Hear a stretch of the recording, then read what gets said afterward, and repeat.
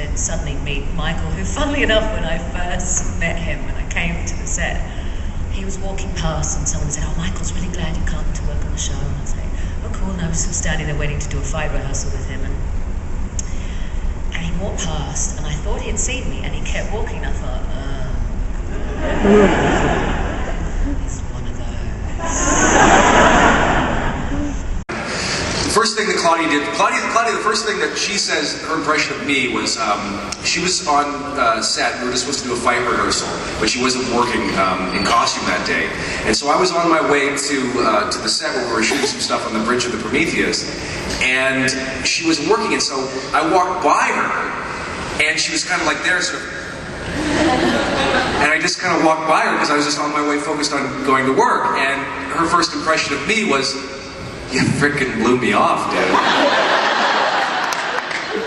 He hadn't seen me at all, and when he came up, he was just, "Oh, hi, it's really nice to meet you," and he was just being so Canadian and so sweet, and I was like, oh, okay, I have to get that thought out of my head now. He's a completely different person to who I suppose I thought he was, and I was so impressed because straight away Michael was contributing and sharp in the same way that Ben was about, let's make this better, let's make this work. And the first thing that she said to me was, what can I do?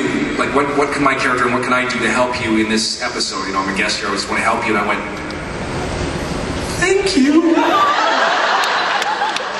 Because usually actors aren't about, you know, not necessarily about, especially ones that have just met, they're not about the collaborations, they're still trying to figure each other out. They're usually about sort of competing and seeing what falls off the truck. And with her, I just went, thank you so much for even saying that. You know, what can you do to help? I said, well, you know what you can do is let's have fun and play.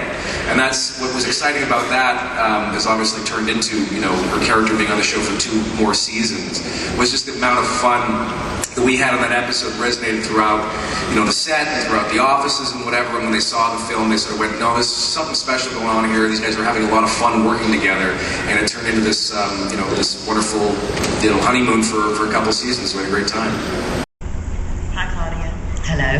Okay, I just have one really important question. Okay. Michael Shanks or Ben Browder?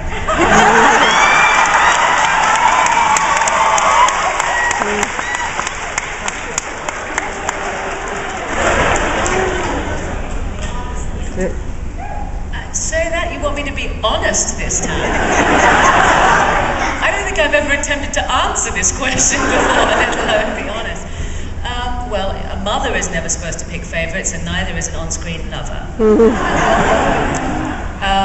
They're both equally delicious, and I mean that not from experience of taste. It's a metaphor. We have one more question, and there was a great debate on whether or not we should ask you this. Okay, gosh, controversy, here we go. But it's kind of a fan service question. We know you won't answer who the better kisser is. We know you won't answer it. People ask you all the time. You went, you know, just so you know, Michael answered it at Chicago, and he said you were a better kisser than Ben. I am. Oh.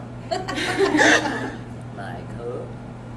I will say that Ben and I got far more practice. Oh, but that's and not practice makes perfect. That's not the question. Thank you. The actual question is, who smells better? This is not fair. But I will give you my honest answer. It is Ben, because I love the aftershave that he occasionally wears when he's been a bit highfalutin and fancy. He'll put on a little bit of cologne, and it's very nice. So I identify it with him. That's, to me, is his signature scent, and I don't ever recall smelling aftershave on my